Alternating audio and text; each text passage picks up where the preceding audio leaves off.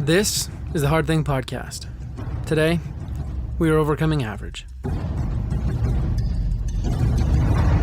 Welcome back to another episode of the Hard Thing Podcast. This is the podcast that helps you overcome average and step up above mediocrity in your life. We're here to help you weaponize the everyday hard things in your life to achieve a better life, to really get your goals done and find more fulfillment. And we give you the tips, tricks, tools, tactics, really whatever you need to make that happen. Today is our Monday show, so you're going to hear from me and a guest.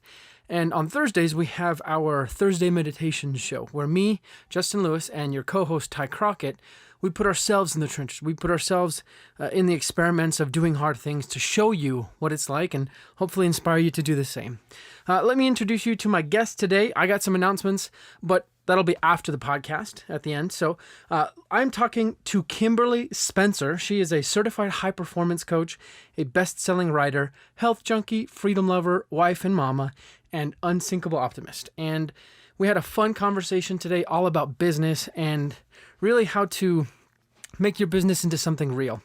It was a very insightful conversation, and I hope you pull out lots of action items from today. But without further ado, let me introduce you to Kimberly Spencer.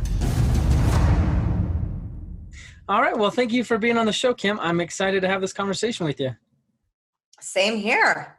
Excellent. Let's talk about hard things. Exactly. And what a great way to start off the show. I want to ask you, what's the hardest thing you've ever done?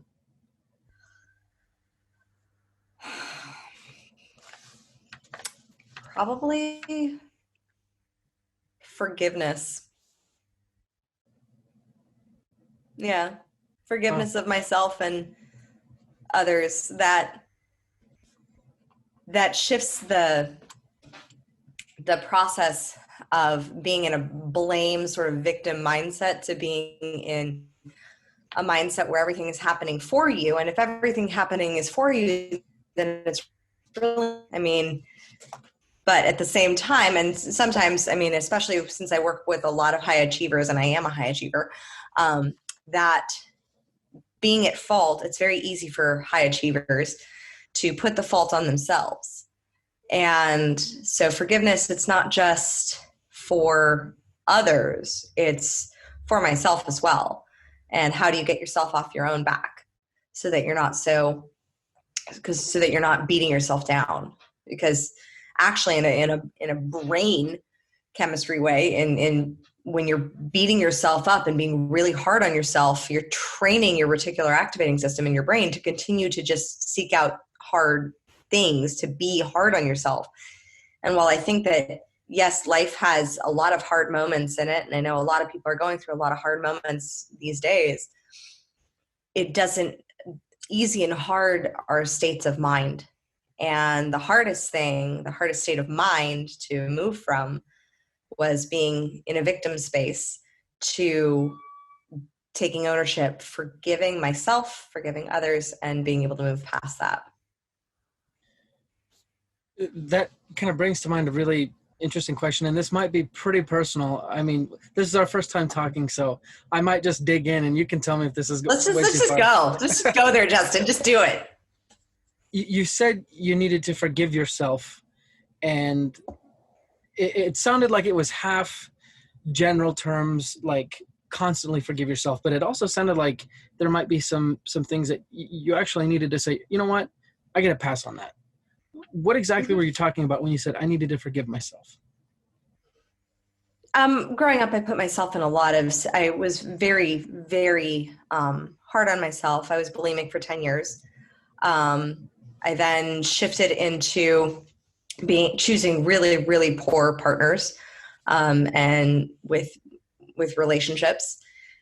And I look back and I know I was doing the best with the resources that I had available, which back then were pretty crappy resources. And making those choices, I had to own those and stop beating myself up for them. And then forgive myself for the pain that I caused at my own hand, for the choices that I made to put myself in dangerous relationships, dangerous situations, that required me to forgive myself and also restructure, because through forgiveness, the beauty of forgiveness is you're able to look at something deeper beyond the actual the actual thing. So for example, I've shared this story before on other podcasts, but in 2012, in 2012, I was raped. And I'm very hesitant to use that word because rape has had very varying degrees as to like the intensity, the trauma. And what I experienced was not, was yes, it was technically, it was rape. It was sexual penetration without permission. And we see rape in the movies and it's always this very big dramatic thing. For some people, it's a lot quieter, and it just silences them. And for me, I had to forgive myself of putting myself in that position, in a dangerous position, in a vulnerable position with somebody that I barely knew. And then for not speaking up. But I believe that I was able to speak up in enough time exactly when it should, because your unconscious mind, it represses memories and things that you're not ready to process. And so when you have something that's of a significant emotional experience, and it's not the first time I'd been sexually abused. So it was, but that one was the most poignant because I put myself in a position because back then I had the belief that I deserved to be punished. Now that's a hard belief to live with, when you have that belief that you need to be punished. And so that's why forgiveness and the process, the daily process of forgiveness, the regular process of allowing wounds from the past to surface and forgiving them, because with forgiveness, you create space. You create space energetically for something new to flow in. And when I had the breakthrough, because I didn't even realize, I didn't even use the word rape because I'm a linguistic nerd and I'm so hesitant to use specific words. Like sexual abuse, I think can be very, very misused in the culture recently. Because I've heard women say that they were sexually abused, and sexually abused can be anything from being violently attacked and raped to being, your boss makes an offhanded sexual comment that you just take personally in a different way. So there's this whole gray spectrum. It's not a black and white thing. And so I'm very, very careful with the language that I use around it. But when I literally was like, when I had the breakthrough that, holy crap, I had this thing that happened way back in 2012. And I realized that I'd been repressing that. And what happened was I'd been working with a client with his own sexual trauma, with realizing his own breakthrough, with being able to forgive himself. And it was in that night that I woke up and it was like, there was a dream that was like a memory, and it was a memory. And I woke up and I was like, holy crap, I remember what happened that one night at that one party where I got really, really intoxicated improperly and was alone and vulnerable and put myself in some dangerous situations. And that breakthrough really allowed for freedom for me, because when I could take a look at the deeper belief as to like the fact that the belief that I deserve to be punished, that belief, that was impacting everything. It was impacting my business and my ability to make money. It was impacting my relationship with my child. It was impacting my relationship with my husband. Because when you have things that are good, but you have a deep core belief that says, oh my gosh, you deserve to be punished, you deserve to be, abused, then everything comes up against it. So when good things happen, when really amazing, wonderful, life-fulfilling things happen, and you have that belief, it automatically creates resistance, which can create self-sabotage, which can create the destruction of the happiness and the thing that you created in the first place. And so I was so grateful. Now looking back on my life, I'm so grateful for all the experiences that I've had throughout my years on this planet, because I look back and I'm like, had I not had this, I wouldn't have had the breakthroughs that would allow me to have the life that I have now, the ability to have the business that I have now, the fulfillment that I have now, the deep sense of certainty and trust and love that I have now. So I'm very grateful for all of those experiences, as awful and hard as they were, just because they allowed for my growth. They weren't comfortable going through, and the forgiveness wasn't comfortable going through either. But when I had to take a close look in the mirror of that belief of what I deserved, I realized that so many people operate with this belief. So many people operate with this belief that they're not enough, that they're not worthy, that they don't deserve what it is that they want.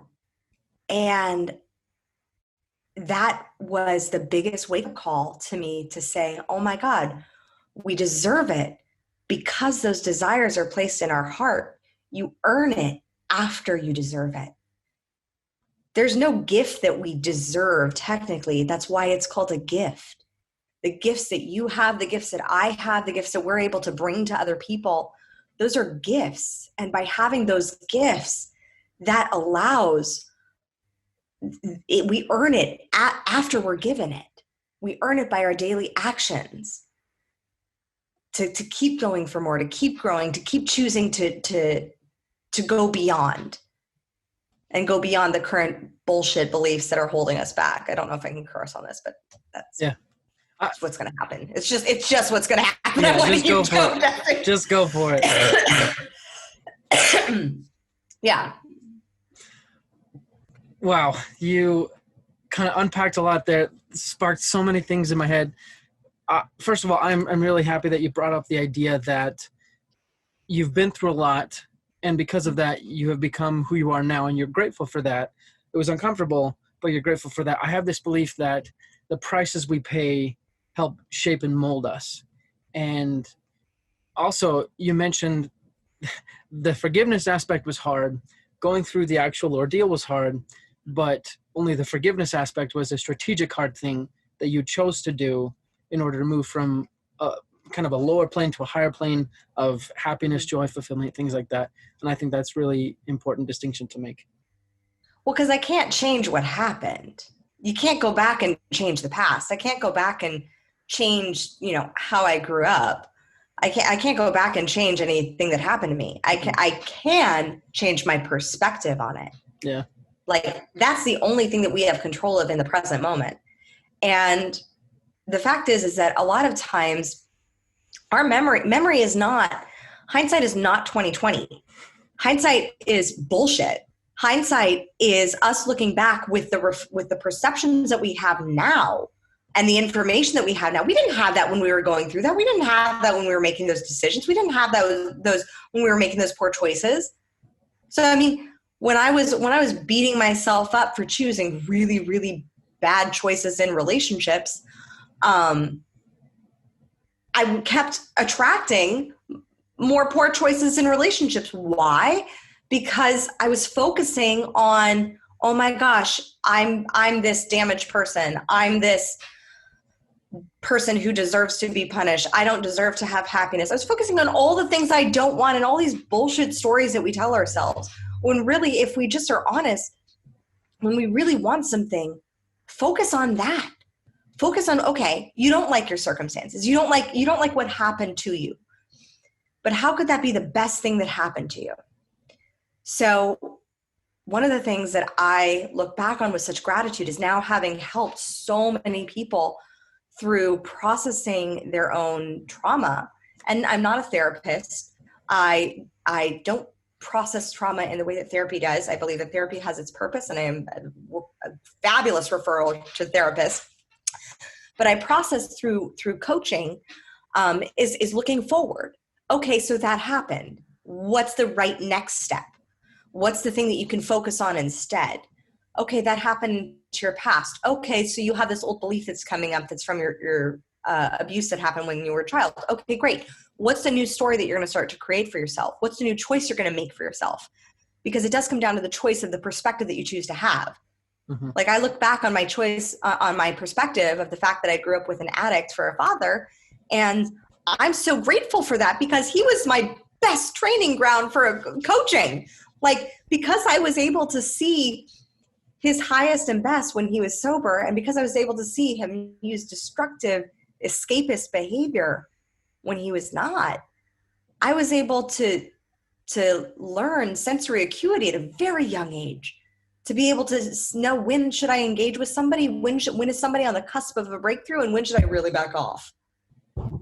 And it helped to hone that. but I wouldn't have had that had I grown up in like a 1950s perfect household that doesn't really actually exist. So, I mean, I look back on all of those experiences and I'm so grateful. Like, I'm so grateful that I staged my dad's intervention back in 2016, because I chose to hold that boundary. And those choices, and I chose to hold that boundary not from a place of resentment or anger, but from a place of strength and from a place of love, and saying, I love you when you're at your highest and best, which is sober. I don't love you. Well, I mean, I still love you, but I don't like you, and I don't like being around you, and I don't want to be around you when you're not. So either you can choose to live at this place and have a relationship with me, or you can choose to live here and not have a relationship with me, but it's your choice. And it's allowing people to have the freedom of choice of, I'm not in control of your choices. I'm not in control of anybody else's choices but my own. But I can say with a boundary, and what a boundary is I say A, if A equals B, you do A, I do B. If I don't go through with doing B, when you've done A, then I've dropped my boundary. And they're so essential for all relationships. And relationships can go into anything. It can go into not just the relationships you have with people, but the relationship you have with your business, the relationships that you have with money, the relationships that you have with food and with your body. Those are all relationships as well. And the boundaries that you have around what you will and will not accept in your life and in your relationships are just as palpable. I mean, when I was living by the belief that I deserved to be punished, that I was broken, when I was living by those beliefs, I had very weak boundaries. I allowed for behavior that I would never allow today in my world. And I got what I tolerated. Where instead now I hold a very, very clear boundary of what behavior I will and will not accept. And I'm just unavailable for anything else. I heard a quote. Gosh, I wish I could remember who said it. I'll probably have to put it in the notes, but the quote goes something like, you become what you tolerate. And I think maybe it's more so what you tolerate reflects who you are, or something maybe more like that. And I think you're very right, where if you don't set correct boundaries, these social contracts, they just run amok. And you're right. We do have contracts with our body, and our body is frankly the one that sets the contract, to be honest, because our DNA and whatnot. But like you said, with the people around us, we get the opportunity to say, I want this in my life. If you do not do this, you do not get to be in my life. Mm-hmm. You know? And I'm that's just very impressive that you did that for your father. Go ahead. Yeah, well, and with our bodies too. I mean, we have neurotransmitters on every single cell of our bodies, and they're constantly listening to each other. I mean, so you can set what you will and will not tolerate for your body. Like for me, I was unavailable for anything less than giving birth naturally to my son. I don't know why. I felt the deep compulsion, the need, the sort of gut feeling that I needed to give birth naturally. But now I look back, having gone through natural labor, and I'm like, I am so grateful that I did that, as painful as it was. I'm so grateful that I did that, because I know that I would be in even more pain now had I had an epidural, because I wouldn't have known how far I was pushing my body when I was pushing. And I could feel my spine and my sacrum like at that brink. And because I wasn't numb, I had the awareness to back off. I had the awareness to say, okay, I'm pushing, and now I'm going to not push so much. Okay, I'm going to push. Now I can push more. Now it's relaxed. Now it's chilled out. But I do believe I would have popped my spine had I been induced or had an epidural, because I wouldn't have known my body, and I was just unavailable to not have for anything less than a natural birth. And it turned out wonderful, and it was on Chicken Soup for the Soul on Netflix, so it's all there. Wow. That's awesome. That's a very fascinating metaphor. And I don't know if you did this on purpose or not, but for avoiding numbing effects, to really understand the pain as what it is, a signal telling us what's going on. That's really what pain is, you know? And that's just a really good metaphor. Pain is just a signal. Same with feelings. Mm-hmm. Your feelings do not define who you are. Your feelings are a signal that something needs to be addressed. Mm-hmm. Like I grew up in a household where I was very like escapism was the thing. Like my dad was the escapist, the master escape artist Yeah. with every sort of drug and alcohol imaginable. And my mom was the escapist where she just didn't want to deal with it. She just didn't want to deal with feelings. Like feelings are not practical. They're not logical. Yeah. And so she would stick her head in the sand when it came to feelings. So meanwhile, Emotional they were Houdini. gifted. Yeah, they were gifted with this very emotional child. And where I'm just like this, I love feeling but I didn't have permission for years growing up. And so what happened was I adopted the programming of feelings where I shoved it down, I hid it, and then I vomited it up. Well, what did I struggle with for 10 years? Bulimia. It was the exact physical manifestation of what I was processing and how I processed my feelings. So kind of going back, and I know this is obviously like, it's a hard question saying, what would you do differently? Because you would do exactly what you did because you knew exactly what you knew. You know what I mean? But if you knew someone, or maybe someone listening who's dealing with bulimia or choosing bad romantic partners or any of the number, what advice? Depression, anxiety, anything that went all the laundry list of, what pieces of advice would you give them to hopefully start turning the ship around? They're already doing it if they're listening to this podcast. It's true. They're already engrossing themselves in a community, in learning new tools. Because that was the thing. The first personal development book was when I was 17. It was recommended by my acting teacher, and it said in big, bold letters, "This is the most important book you will ever read in your life." And I was like a straight A perfectionist student. So when I was given a list of books that I needed to read, I was going to read all of them. Yeah. And I see this book and I'm like, what the heck does effectiveness and habits have to do with, me being successful in Hollywood? Because that's what I wanted to be back then. Because back then I thought that in order to have the income and the impact that I wanted to have with involving myself in causes and the work that I am able to do now through my business, I thought that I had to be a famous actress. I didn't have any other paradigm. I didn't have any other awareness of other careers or other possibilities that were out there. So I followed my curiosity and did acting. And so this book was The 7 Habits of Highly Effective People by Stephen Covey. And I read this, and it was the first time that I'd ever had a book that said, oh, you can choose how your emotions. And I was like, what? What is this? What is this heresy? Yeah. Because I'd never been taught, oh, you can choose how you feel. Like you can actually process a feeling. A feeling scientifically studied lasts 90 seconds. So when you have a feeling, when you have the tools to process a feeling, it allows you to release that.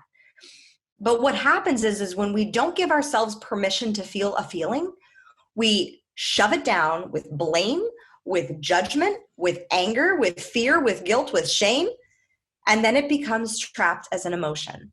And science is more and more studying the causes of trapped negative emotions and what they do on the body. Some of the great works that I always reference is the work of Dr. John Sarno with healing back pain. I've had some amazing clients go through his work and have their backs completely go from being like one of my clients was told that she wasn't going to walk in 2 years. And then she came back to me 6 months and I was like, what happened? And she was like, Dr. John Sarno. She's like, she had literally healed herself from the work that she did with her subconscious mind. So for somebody who's in the space of struggle, I would say, get the knowledge, start surrounding yourself with people who think a little bit differently, with people who are in a space where you're like, I don't know what she's doing, or I don't know what he's doing, but they seem happy. They seem really positive. Like they seem really amazing. Like I don't know what they're doing, but I want more of that. And follow that. Because that's focusing on what you want. Because a lot of times when you're stuck and in the struggle and in the suck, you're focusing on all the things you don't want. But when you focus on what you want, and sometimes you'll see what you want by seeing somebody else. And immediately, and I will warn you, as soon as you start seeing somebody, or as soon as you look at mentors or influencers or people that inspire you online, you'll see them, you'll see that spark of inspiration. You'll be like, I want what they have. I want that something. And you'll think 2 things. One, it's the stuff that they have. It's the followers, it's the impact, it's the income. It's not. It's the beingness, because who you be is what gets you the stuff. Who you be translates into what you do, which translates into what you have, not the other way around.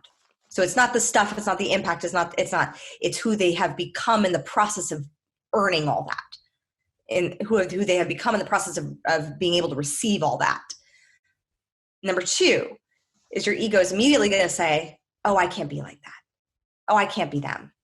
It's going to immediately compare. And that's when I share, if you're familiar with Simon Sinek's Start With Why, he talks about the bell curve, right? And he gives the bell curve for like early adoption and all that, and the stages. But the stages are just as true when you're starting out on your own journey.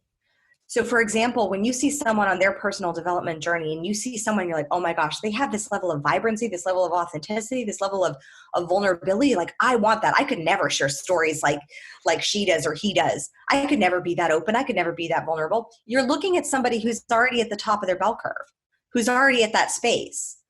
You have a whole bell curve to go up. So you're looking at somebody and comparing yourself to they're already at mile 24 of their marathon. You're just at the starting line. You still got to go through mile 1, 2, 3, 4, 5, 10, 12, 15, 17 to get to 24. But start the process, and the process starts with that first awareness. So surrounding yourself with people that inspire you, surrounding yourself with people who have that je ne sais quoi, that vibrancy, that vulnerability, that authenticity, whatever it is that you're looking to become more like. And then look at the qualities of who they be. And then look at how you can be those qualities more. Not of what they have, not of what they do, but who they be. Is it that they're showing up and they're sharing their story? That's a being. The doing is that they're sharing their story.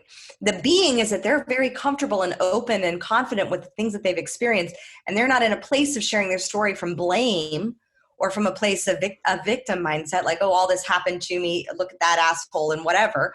No, they're sharing it from a place of openness and authenticity and vulnerability. So those are qualities of beingness. So maybe a quality that you can work on is a beingness quality of vulnerability, and maybe that starts with sharing your story. Like when I was in 2011, I started going to just some Al-Anon meetings just because I wanted to know that I wasn't the only one out there who was dealing with like crazy, like I wanted to just be in a place where I was like, because sometimes when you're in the thick of the stuff, there's a very easy way. And my mentor, Brenda Bouchard, says, he calls it the cage life. And you'll know this because of just one phrase. You don't understand me. You don't understand what I'm going through. You don't understand how much pain I'm in.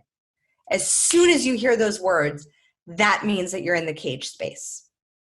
Because when you think that nobody else understands you, that isolates you. So when you get yourself into communities where people are sharing openly, vulnerably, honestly about what they're going through, suddenly there's an awareness that you're not the only one going through that stuff anymore. I learned this totally by divine guidance, because when I was struggling with bulimia, I was looking for some way. I knew I couldn't dance anymore because that was such a triggering environment for me. I couldn't stare at myself in a mirror with a leotard and like be judging my body profusely. And I knew that I wanted to find some form of exercise. I couldn't run a mile to save my life. Like literally could not run down the block. And this was back in the days of like the old CD player and like my Walkman. And so I'd be running and the CD would be skipping. And then I'd be like immediately having an asthma attack, barely being able to breathe by the end of the block. Like I was like running. What is this craziness? I knew people did it to stay fit, but I didn't know how. Mm-hmm. And then one of my friends introduced me to Pilates. And it was through Pilates that I was like, oh my gosh, I actually feel really good in my body. This feels really good. And I wanted to follow that feeling of feeling good. So I followed that, and not in an escapist way, because sometimes it's easy when you're in that space to follow in like, oh, drinking, a couple glasses of wine a night feels really good. But in the morning, sometimes it doesn't feel that great.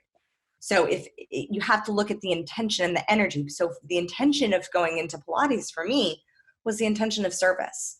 It was the intention of, I want to help other people feel this good in my body. Because if this form of exercise can make me 10 years bulimic feel good in my body, it's going to work for other people. I have to help people in this way.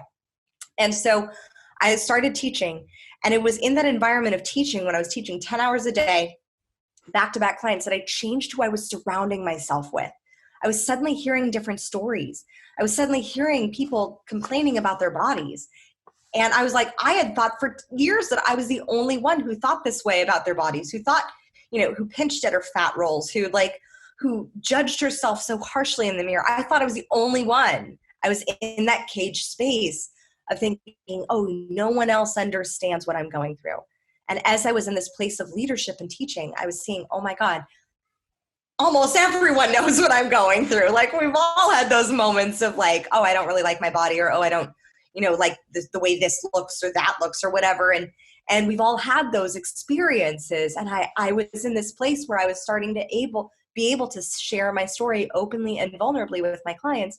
And it's actually what got me more clients back then. It's still what gets me my clients now for my coaching business, is I just started sharing openly and honestly about my journey, about the fact that I'd never really been a fan of exercise. Like, I liked dance, but that was a triggering environment, and that I liked this form of exercise. And so I started just preaching it and just saying, like, you got to try it, like, just try it. And then they would work with me. I would get to challenge them, which is one of my favorite things to do. And I would get to challenge them, and then they would experience it. And then I would ask for the sale. And then I took that same success strategy and I applied it into my coaching business. Wow. Wow. So it sounds like your success in both the fitness realm and your coaching business has really come about by immersing yourself, kind of becoming a convert yourself, and then sharing what you found with other people, right? You got to walk your talk. You got to walk your talk first and foremost, because otherwise people see through that shit real fast. Yeah. So learning what works. Like, for me, I've taught people how to process their feelings, like a 90-second feeling, not like necessarily their deep emotions, but like how to process through like a feeling so much but that's because I do it. I had to learn how to identify, okay, here is this feeling that's coming out. Here is this uncomfortable feeling that I'm feeling. Okay. Instead of judging it, instead of putting shame, and believe me, especially as I was going on my journey of like looking at manifestation and the law of attraction and all of these, and the laws of energy, suddenly you're studying the laws of energy and you're like, I'm in this negative state of this lower vibration of feeling anger and sadness and rage and all these things, and I shouldn't be feeling this. Yeah, you're human. Like, allow yourself to be human and honor the fact that it's just a sign that there's something more to work through. But so I would feel that feeling. And then now I just allow myself to say, okay, well, what is this? What do I need to be aware of? What is this feeling bringing awareness to? What is it that I need to pay attention to? And I'll pay attention actually to the physical feelings of the feeling in my body. What does it feel like? Does it feel like it's churning? Does it feel like it's punching? Does it feel like it's biting? Does it feel like it's like choking? What does it feel like? And that feeling, that uncomfortable feeling, then I'll sit with that discomfort. I'll sit with that pain, and I'll look at, well, what is a physical movement and a sound, because the sound changes our vibration, that I can attach to this. And I release it. So maybe it's a punching. Maybe I punch the pillow. Maybe I scream. Maybe I shout. Maybe I roar. Maybe I dance. Maybe the spectrum is broad and wide as your imagination. But I've done this with leaders countless times, where so often they're in a leadership position and they don't believe that they're allowed to feel their feelings because they are the leader. Now, as a leader, it's not necessarily the best idea to go around spewing your feelings, because your employees and the people who are following you will follow where that's going. But you do need to process them. And so how can you identify them? Look at what is it that you need to release? What is the pain, the awareness, the thing that you need to pay attention to? And then release it. Let it go. it out of your body. Let it out of your body first.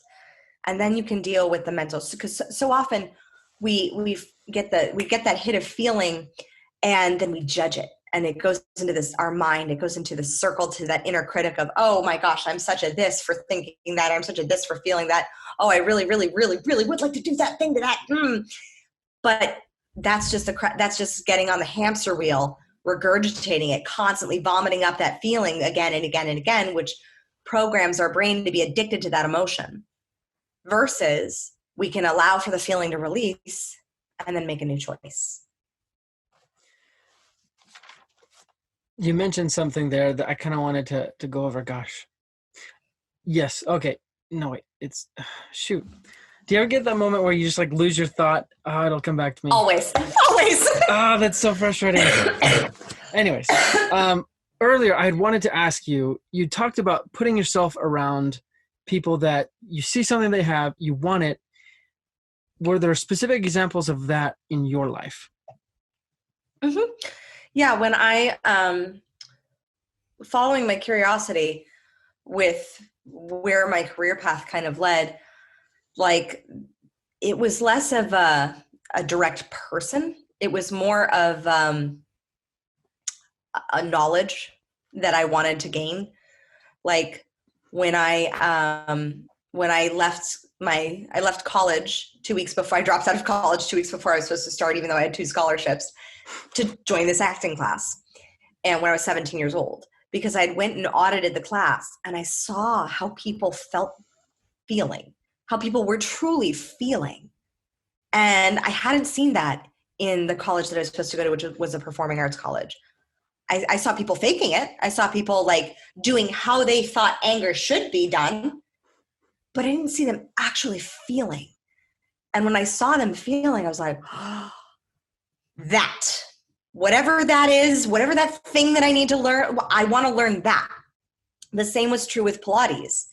I never found a specific person or a mentor specifically, but I found a thing, a knowledge, like an intangible thing that I was like, that. I want to learn more of that, because I think when I take that knowledge in whatever that thing is and then apply it, then I can use it through me. The same was when I got certified in NLP, timeline therapy, and hypnosis. I met with my first coach, and we had a long conversation, and I was like, she shared with me so openly, so vulnerably, so honestly, and I was like, I want that. Whatever that is, I want to find out what that success strategy is so I can communicate and reprogram my mindset. I want that. So it's really been allowing for that intangible and allowing for the space to play with your curiosity. Now, you will find yourself with community in that way, like, because you'll find yourself with people who are in that same path. Like for me, my community when I was a Pilates instructor, it ended up being my clients. Like that was my community. My community when I was in acting, it ended up being my network and my classmates, the ones that I really resonated with. That ended up feeling like my community. When I was with growing my business with Crown Yourself, like it's been, again, my clients, my mentors, the people that I've met along the journey that I'm like, yes, this is cultivating. This is allowing me to just grasp on those different pieces of like, oh, you have like, I love how your approach or your perspective or how you think about that thing. It's a very cerebral thing for me. It's not necessarily a person, but at the same time, there have been people and mentors that I've had like Brendon Burchard, Marie Forleo, Tony Robbins, so many, Katrina Ruth, that just all of them have just been mentors to me that I just have been drawn to because of their style, because of that thing of how they were being. It was never necessarily what they were doing. It was more of how they were being, of how they were showing up in the world, how they were showing up courageously, boldly, consistently. That, I was like, that, whatever they're doing there, that. So what do you think? I mean, all of us see these people that we just admire and we don't really know why. And a lot of us, I think, do realize that, I like this about that person. Why do you think so often we admire these people, yet our actions reflect a different path. You could say we don't act in alignment with that admiration. Because there's more often than not, what I've seen is that there's normally a belief that says you can't have, do, or be that. Oh, it worked for that person, but it's not going to work for me. I mean, this is a belief that you see in a sales conversation all the time. Is like, oh, that's great that the program worked for like 50,000 people or however many testimonials you have of the successful testimonials you have, but I don't think it'll work for me. And that's our ego. Because the thing is that our ego will always want to keep us where we're at, because the ego has a paralyzing fear. You can call it the ego, you can call it fear of being wrong. Because in order to change anything, you have to be wrong about who you have been in order to be who you're going to be. So and most people have a desperate, paralyzing fear of being wrong. I had to be wrong, though, about me being broken, about me deserving to be punished, in order to be right about what it is that I do deserve, in order to find what it is that I do deserve. Because if I'm wrong about that, then that means that there's something else out there. But so often we don't want to be wrong against our own identity. And so when we see somebody achieving something that is something that we want to achieve and something that we want to become, it's that ego, it's that immediate egoic wall that we can put up that's like, oh, that worked for them, it won't work for me, because if it does work for me, then that means that I have to change who I be. Then that means I have to change my story about why I can't show up vulnerably, about why I don't have money flowing easily to me, as to why I don't have a business that is operating and that is constantly bringing me an income. As to why I don't have I'm going to have to change my story about who it is that I attract in relationships. And we're very comfortable with the familiar. One of the Trojan horses that I mentioned in my book, Mindful Meals, is we have 3 Trojan horses for every belief. And they're for good beliefs too. But every belief brings us some form of safety, control, and acknowledgement and acceptance. I had a client who had chronic back pain. And he had a belief, a story, that the pain allowed him to smoke pot. Like the pain allowed him to have that, like, because he was in pain, he got the ability to take drugs. And I was like, okay, cool. Like that's your story that you're telling yourself. There are other ways that you can also deal with that. You can look at some of the work of Dr. John Sarno. You can look at some of the, watch the documentary All the Rage. That's all about how the subconscious mind interacts with the brain, which actually constricts the blood vessels in certain parts of the body. And it's very easy to put our pain into a certain part of our body that's been injured. So I said, you could live by that story, but that means that you have to change the story, which means that he would have to give up a habit that he actually really enjoyed. Now, I'm not saying that pot is good or bad or anything like that. I'm saying that he had a habit that he really wanted to stick to, that his ego wanted to hold on to, right? Yeah. So sometimes we have habits and things that we want to hold on to, and we're scared of losing those things.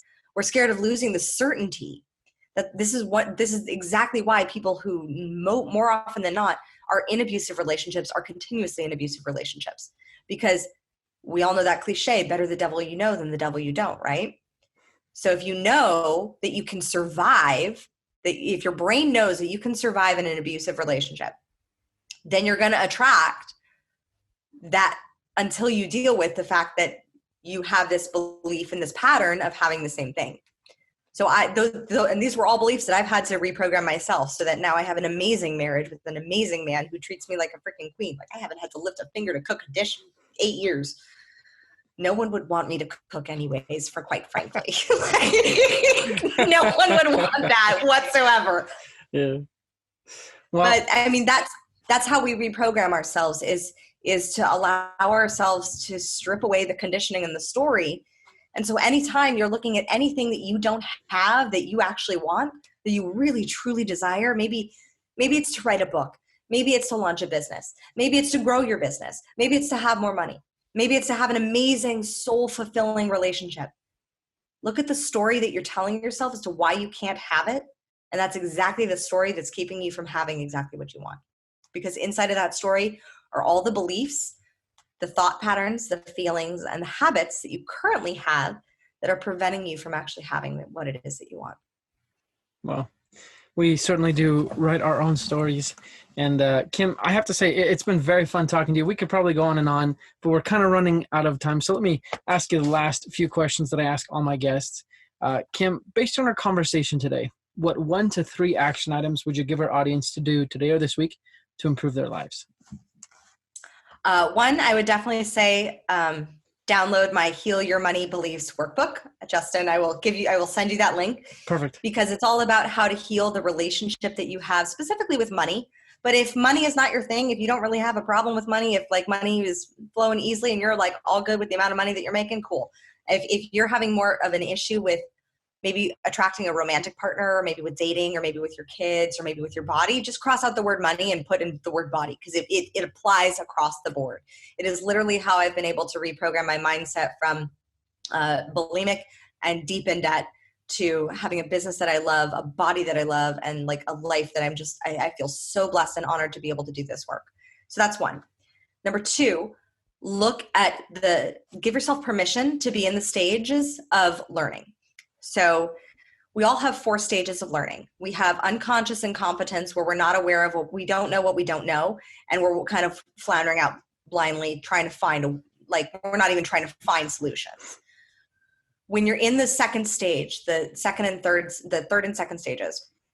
So the third stage, the first stage is unconscious incompetence. The second stage is conscious incompetence. So you make the mistake, so you catch yourself after you make the mistakes. We're like, oh God, I went on that date with that jerk again. Why did I do that? Why did I text my ex? Oh my goodness, oh my gosh, I threw up my food again. Why did I do that? Why did I go? That's the stage of learning, but you're at least now aware. So celebrate the fact that you're aware that you're now doing a behavior, a habit, a thing, a thought pattern that is not serving you.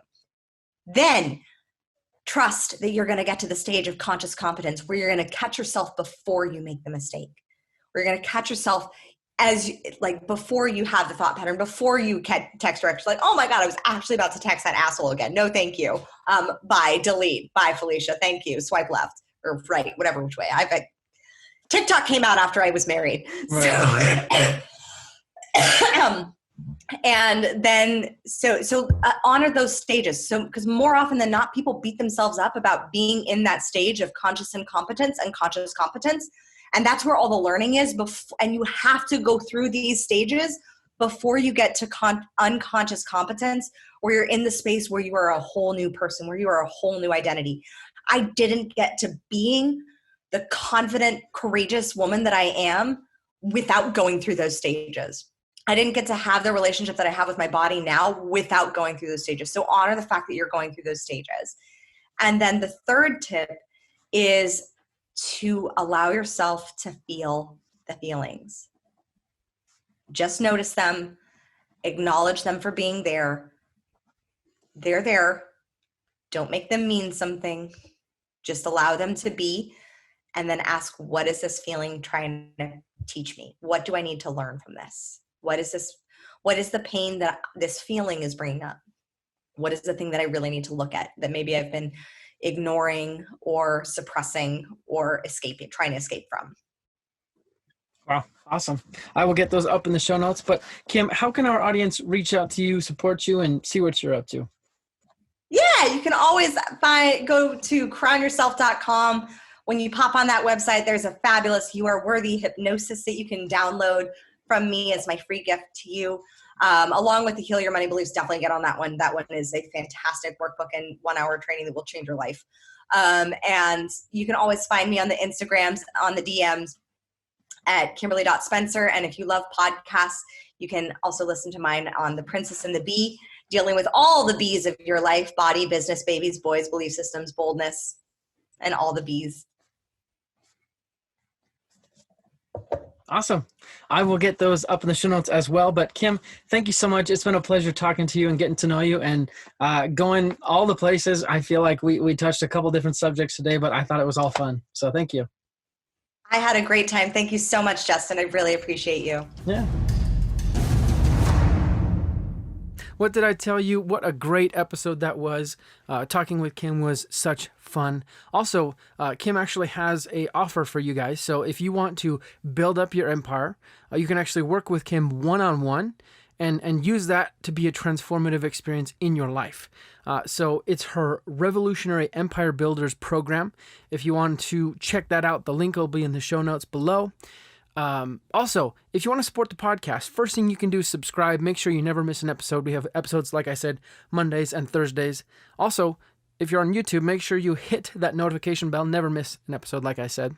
Next, I would highly encourage you to reach out to us on the Facebook group. Join the Facebook group at facebook.com/groups/The Hard Thing Podcast.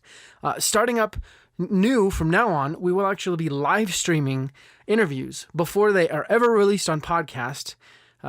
Before they're edited, all that junk, we will be live streaming the interviews over the podcast or over the Facebook group. So if you want to get early access to the podcasts, join the Facebook group. Next, I want you to check out Operation Underground Railroad. They're a nonprofit organization. They go undercover to rescue kids from sex trafficking. So go to OURrescue.org, see what they're all about.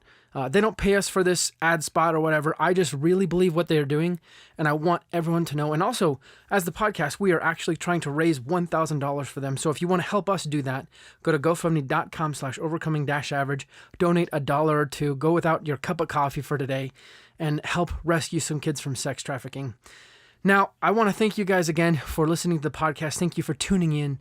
I love doing this. I love having these conversations, and I really hope they are beneficial to you. So, lastly, I want to ask you to go out and do some hard things because you will overcome average.